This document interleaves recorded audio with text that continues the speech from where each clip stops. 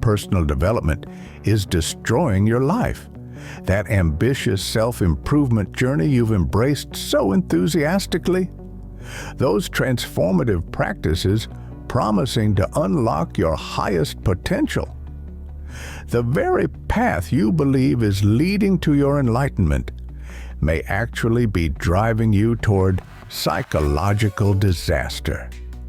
This isn't hyperbole or contrarian shock value. It's a profound warning that Carl Jung observed repeatedly in his clinical practice, a pattern so consistent that he developed an entire framework to understand it.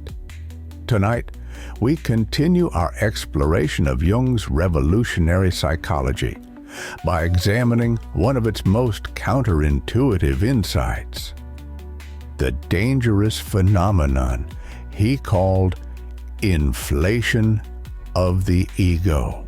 Building on our previous discussions of the shadow, projection, the curse of consciousness, the anima, and prophetic dreams, we now turn to something that directly challenges our modern obsession with self-development and spiritual growth. What happens when the quest for personal evolution goes wrong? When does the path of individuation, Jung's term for authentic psychological development, veer into psychological peril? By the end of our journey, you'll understand why some of the most dedicated seekers of personal growth end up experiencing dramatic psychological collapses. And more importantly, you'll discover Jung's surprising revelation about why this collapse might be not just inevitable, but necessary for genuine transformation. The seductive path of inflation. What exactly did Jung mean by inflation of the ego? To understand this concept, we need to first clarify the distinction between the ego and the self in Jungian psychology. The ego is our conscious identity, the I, that we present to the world and ourselves. It's the organizing center of consciousness, essential for navigating daily life and maintaining psychological stability. The self, in contrast, is the archetype of wholeness and the regulating center of the entire psyche, both conscious and unconscious. It's a much broader, more comprehensive organizing principle than the ego. Inflation occurs when the ego identifies with something greater than itself, typically unconscious content or archetypal material, and begins to confuse itself with the larger self. The ego, designed to be a satellite orbiting around the greater center of the self, mistakes itself for the entire solar system.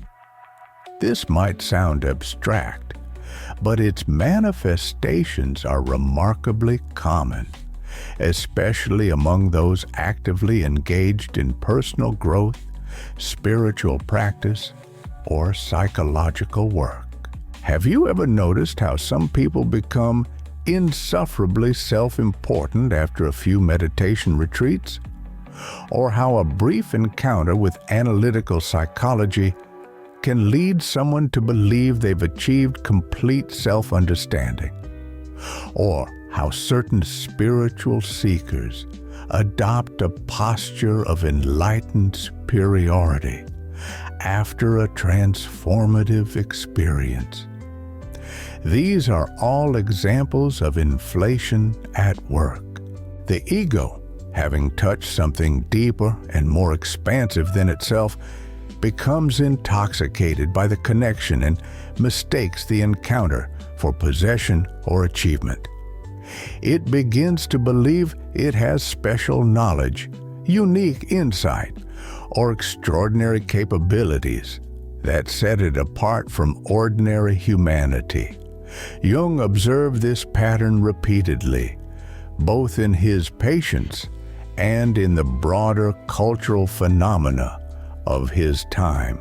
He saw it in the spiritual movements that claimed exclusive access to ultimate truth, in the political ideologies that promised utopian transformation, and in the individuals who believed they had transcended ordinary human limitations through special knowledge or practice.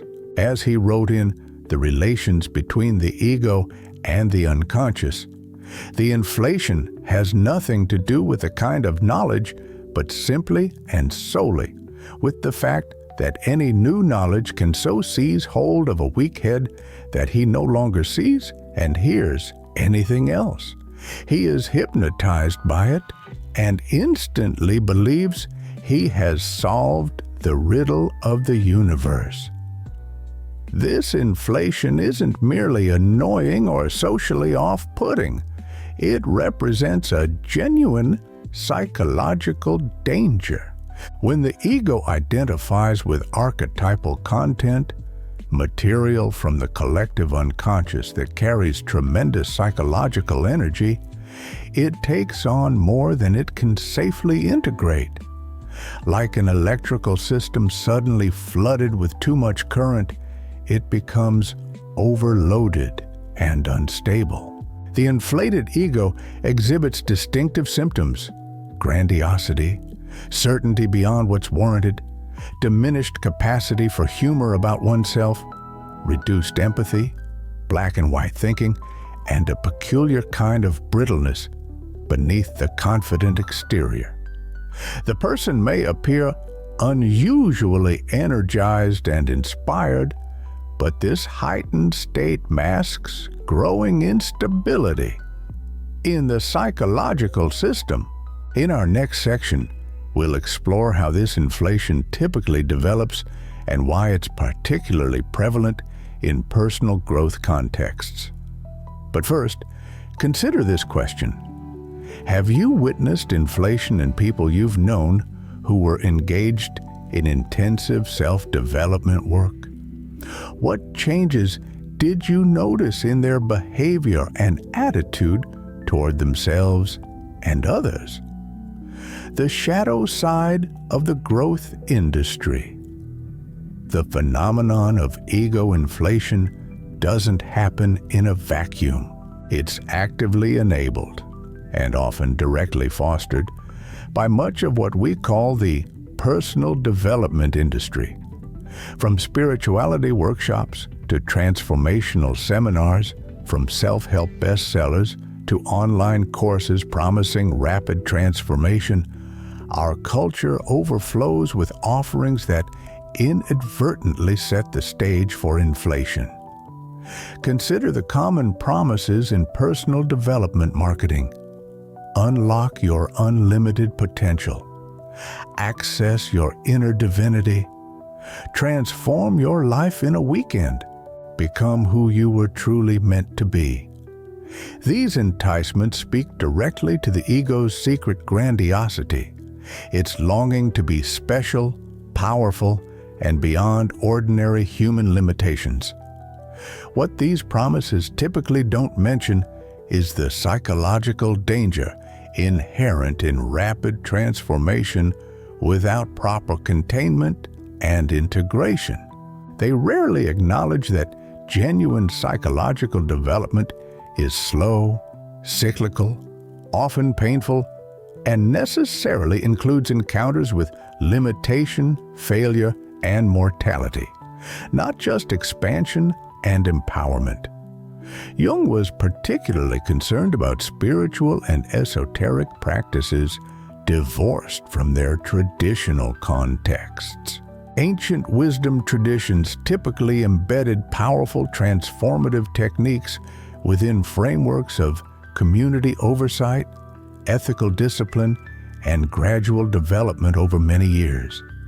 These traditional containers helped manage the powerful psychological energies unleashed by spiritual practice.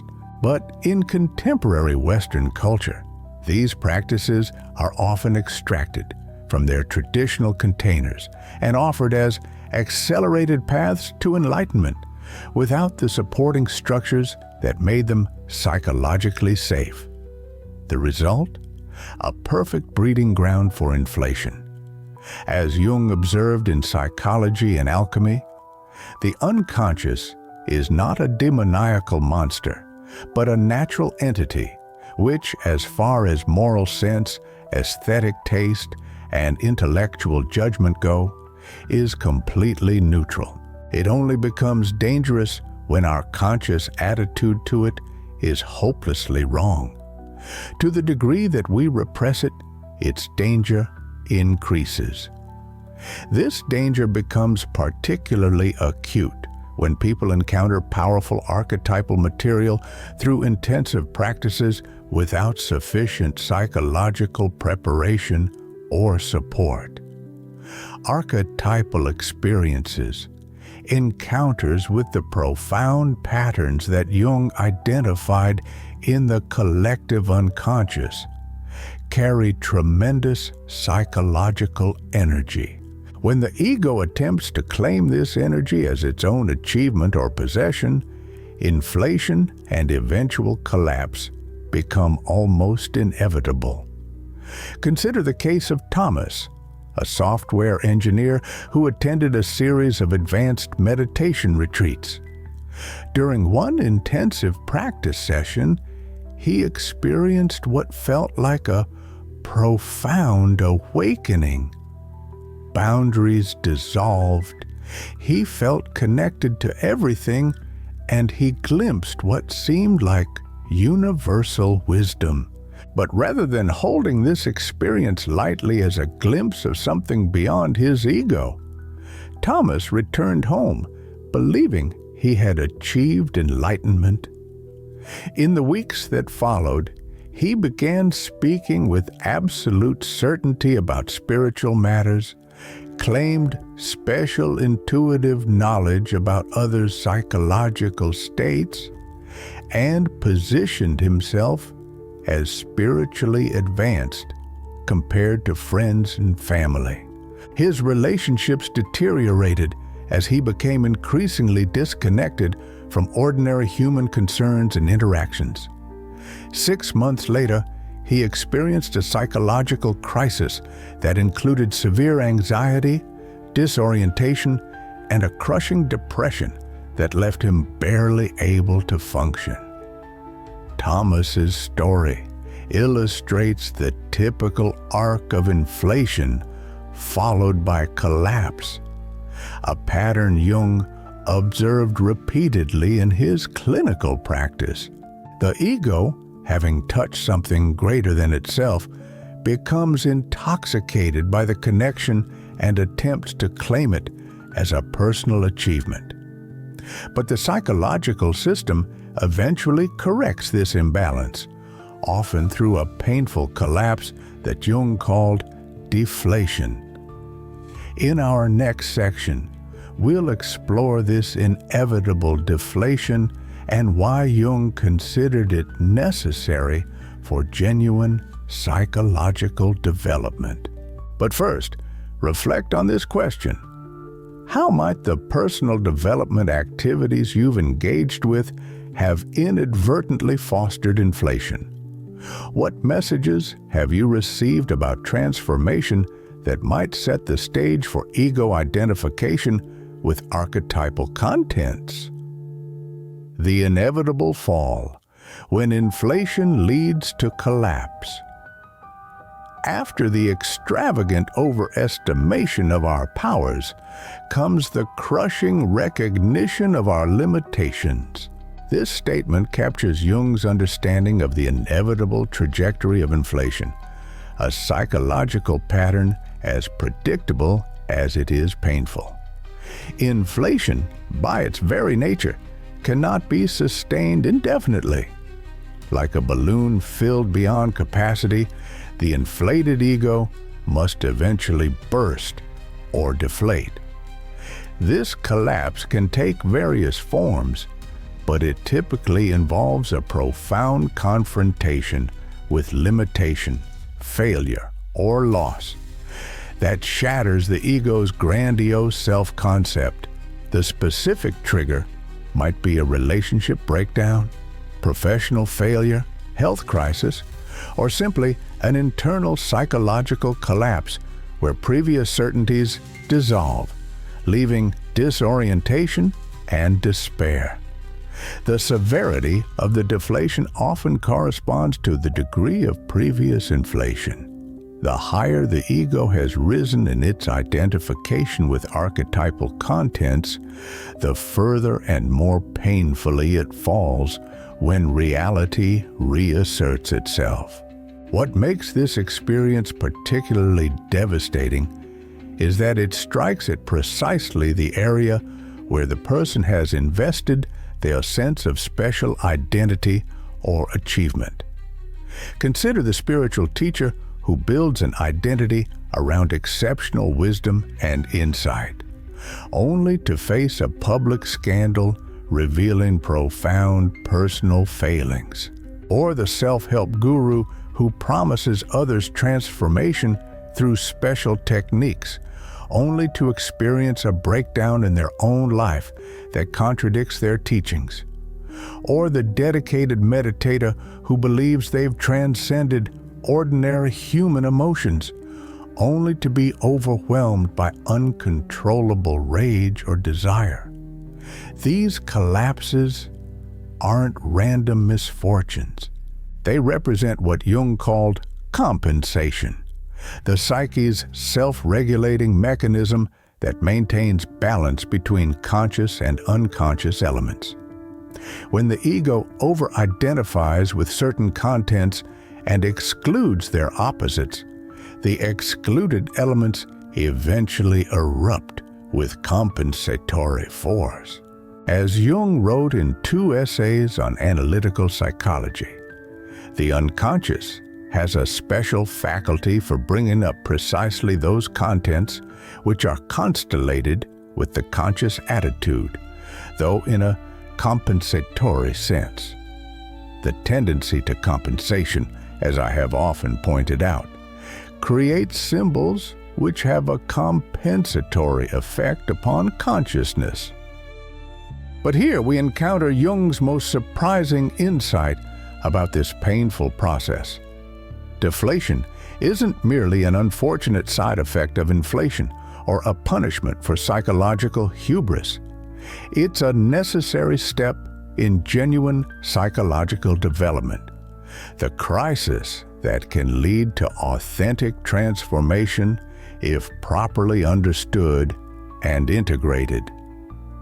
In Psychology and Alchemy, Jung explains, "There is no consciousness without discrimination of opposites.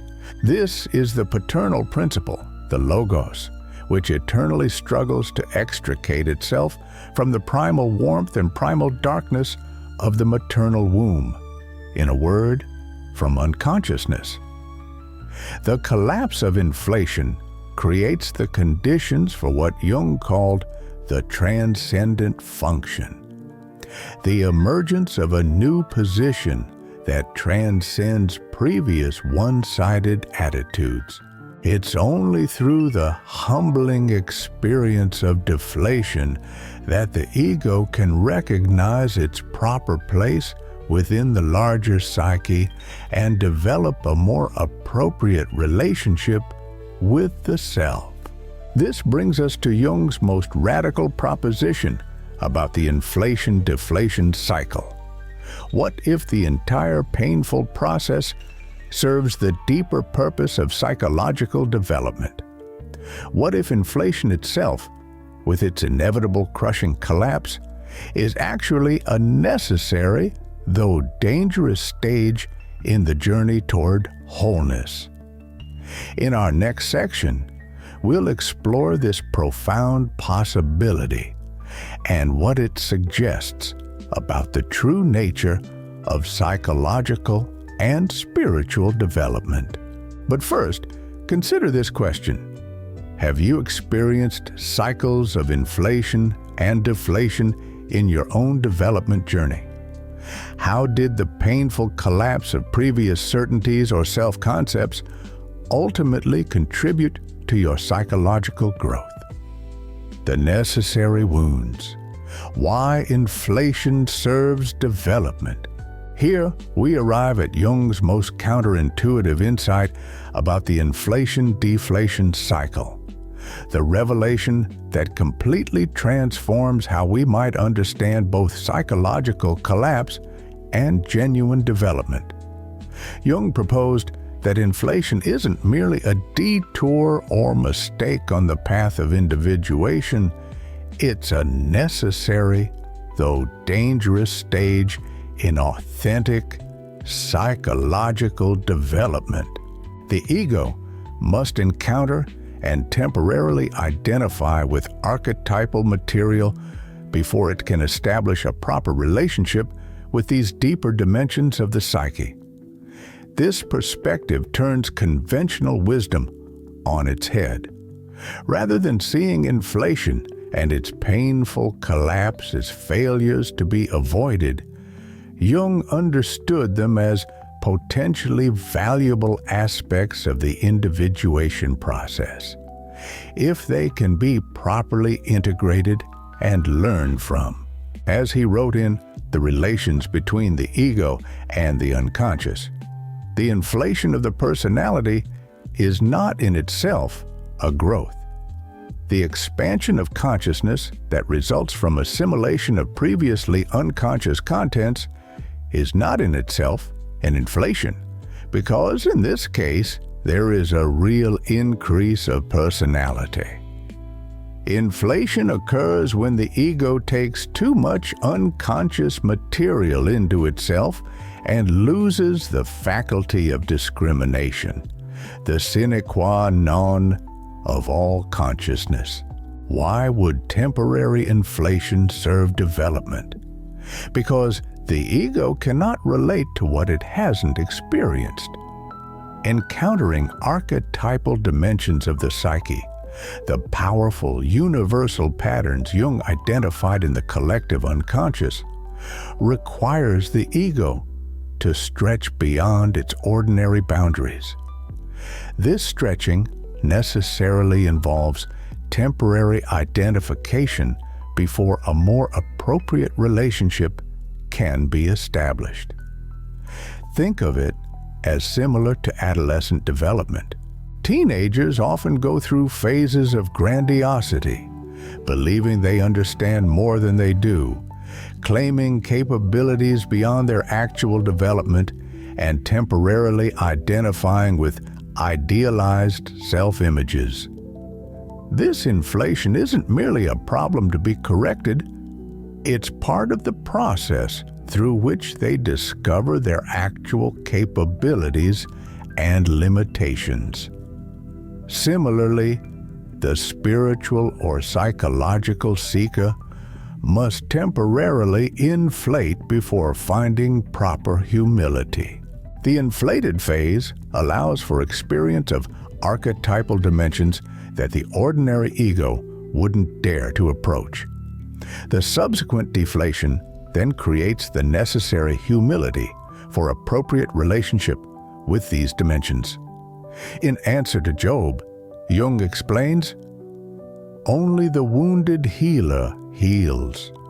Whenever a doctor cannot find any trace of a wound in himself, he cannot heal the patient's wound either, and will only make it worse." The wounds of inflation and deflation create the conditions for genuine psychological maturity. If we can integrate their lessons rather than simply repeating the cycle unconsciously. This brings us to the crucial distinction between conscious and unconscious inflation. Unconscious inflation occurs when the ego remains unaware of its identification with archetypal content. The person genuinely believes they have achieved special status, gained unique wisdom, or transcended ordinary human limitations. Conscious inflation, by contrast, involves awareness that one is temporarily experiencing identification with something greater than the individual ego. There's a crucial element of humility alongside the expanded experience. Recognition that one is being influenced by archetypal forces, rather than having personally achieved special status. As Jung notes in Psychological Types, when the libido, psychic energy, strikes an archetype, there is always the danger of inflation. But it is just as probable that a development in the direction of a higher consciousness may result. The difference lies in consciousness itself, in whether the person can maintain awareness of the distinction between ego and self, even while experiencing their temporary connection.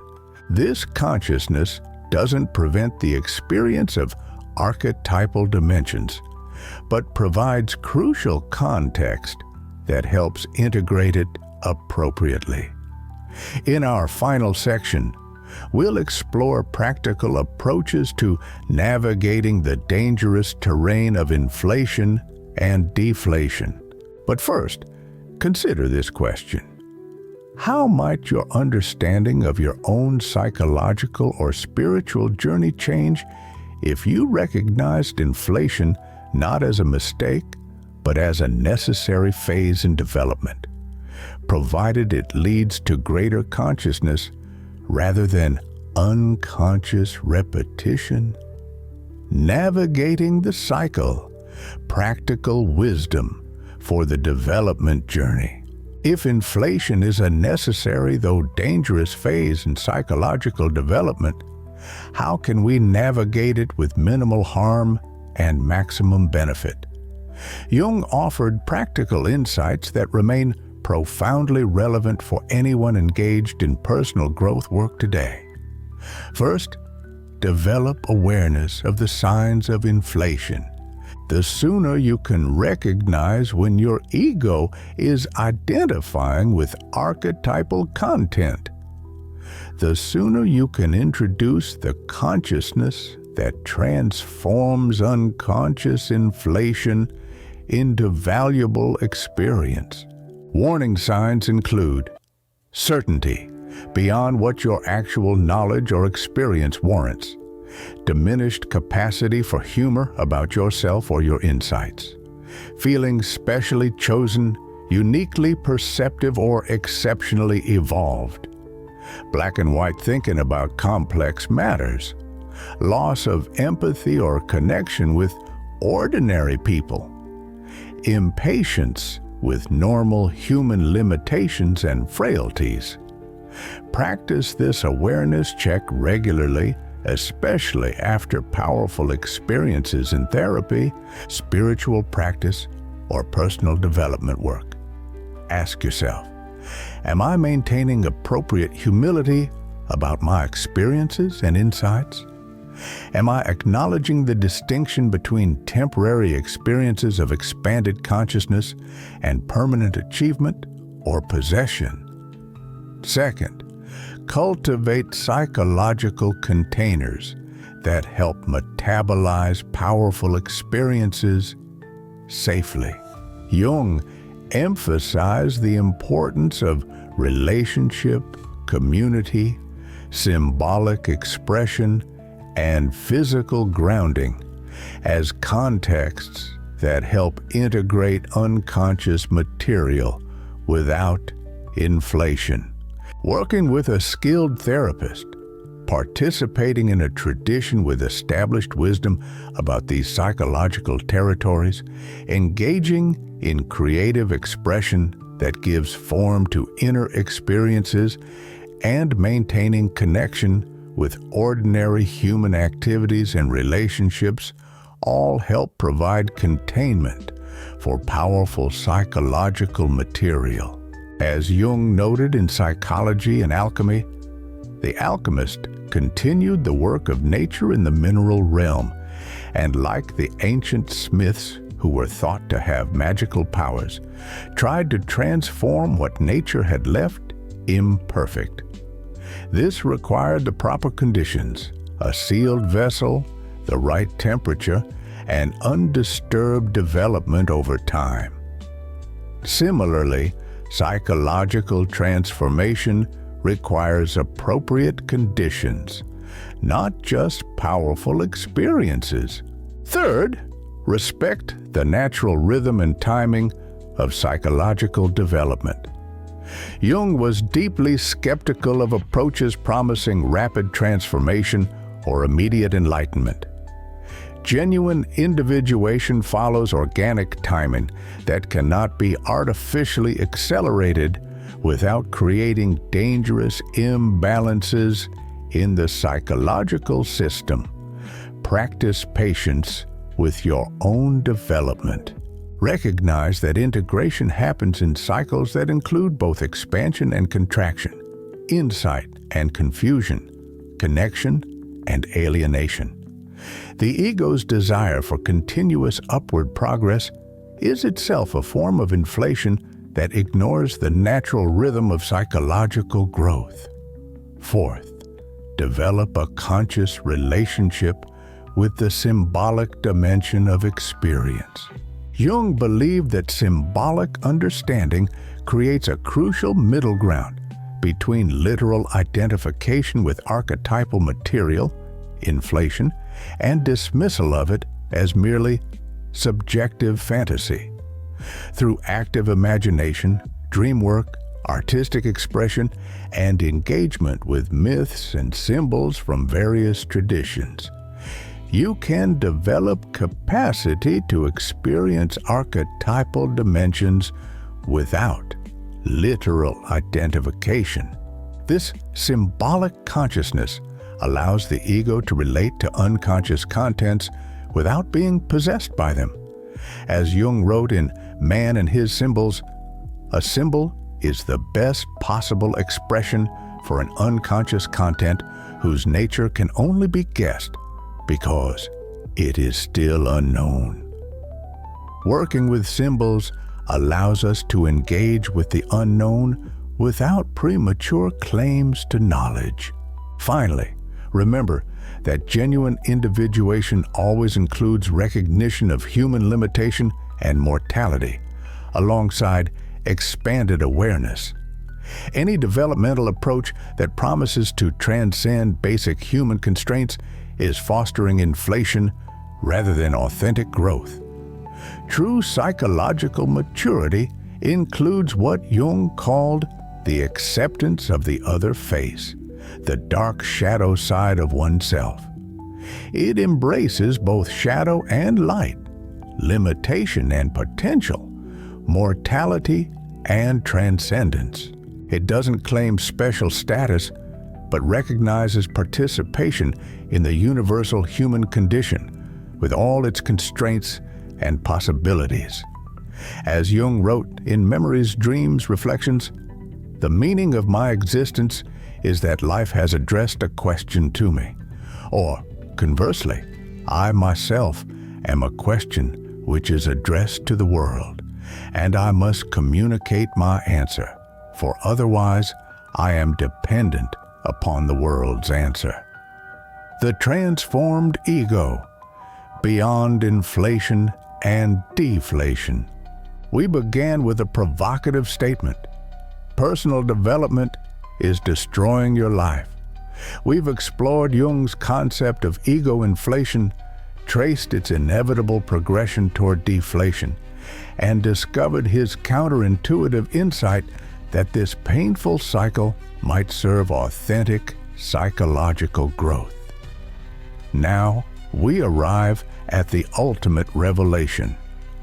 The true goal of individuation isn't an ever-expanding ego that claims archetypal power and wisdom as its personal achievement.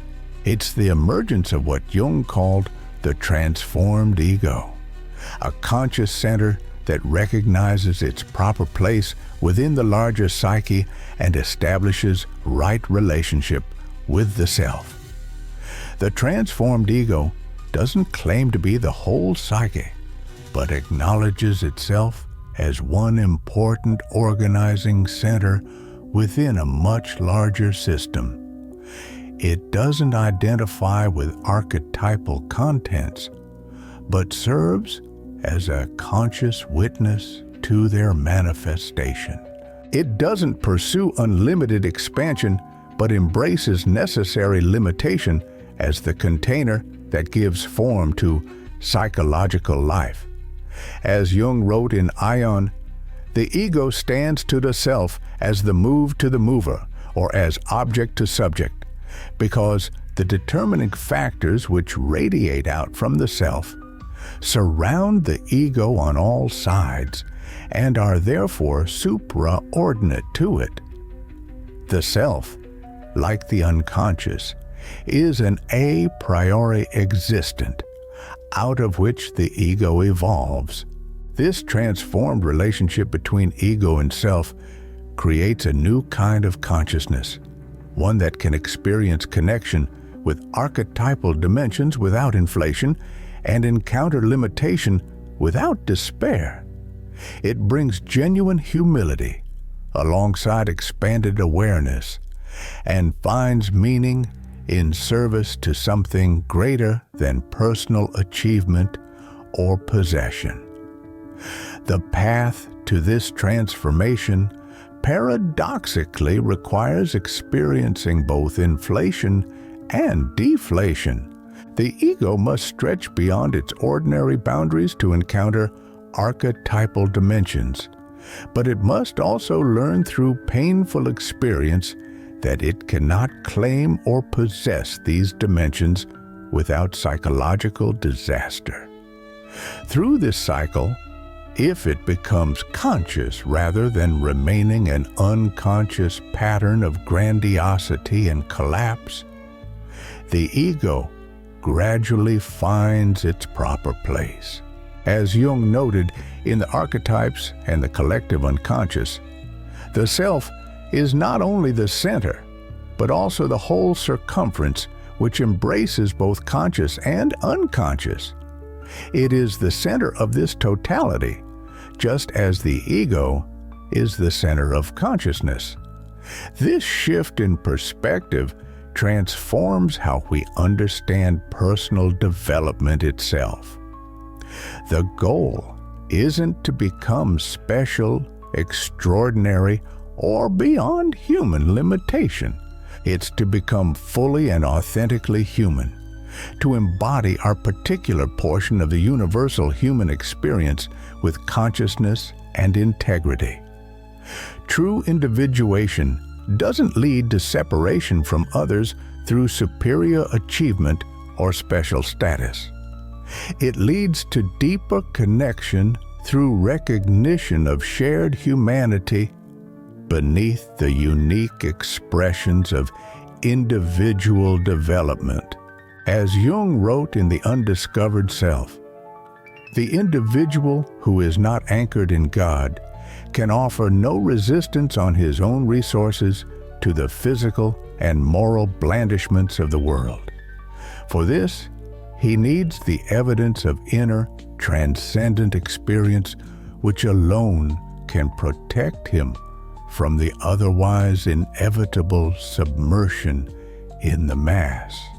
So, if you've experienced cycles of inflation and deflation in your own development journey, periods of expanded awareness and inspiration followed by humbling encounters with limitation or failure, recognize that these cycles aren't evidence of personal inadequacy or spiritual immaturity. They're the necessary crucible through which genuine psychological transformation occurs. The question isn't how to avoid inflation entirely, but how to bring consciousness to it, how to experience connection with deeper dimensions of the psyche without claiming them as ego achievements, and how to learn from inevitable deflations rather than being destroyed by them. As you continue your own journey of development, remember Jung's profound insight. Inflation leads to deflation not because the universe punishes psychological hubris, but because the psyche itself seeks balance and wholeness. Both the expansive heights of inspiration and the humbling depths of limitation serve the ultimate goal: the emergence of a consciousness that embraces the full spectrum of human experience, neither inflated with grandiose aspirations, nor deflated by ordinary human constraints. What might change in your approach to personal growth if you recognized both inflation and deflation as necessary aspects of authentic development? How would your relationship with powerful experiences shift if you held them neither as personal achievements to identify with, nor as meaningless, subjective events to dismiss? Remember Jung's core insight. The dangerous cycle of inflation and deflation serves the deeper purpose of psychological development. If we can bring consciousness to it, rather than remaining caught in its unconscious repetition. The transformed ego that emerges from this process doesn't claim to be extraordinary. It simply fulfills its unique function within the larger mystery of human consciousness, neither more nor less than its proper place in the wholeness of life. What inflated aspirations might you need to release? What deflating limitations might you need to embrace? And how might your unique journey of development serve not the aggrandizement of your ego, but the manifestation of something greater that seeks expression through your particular life?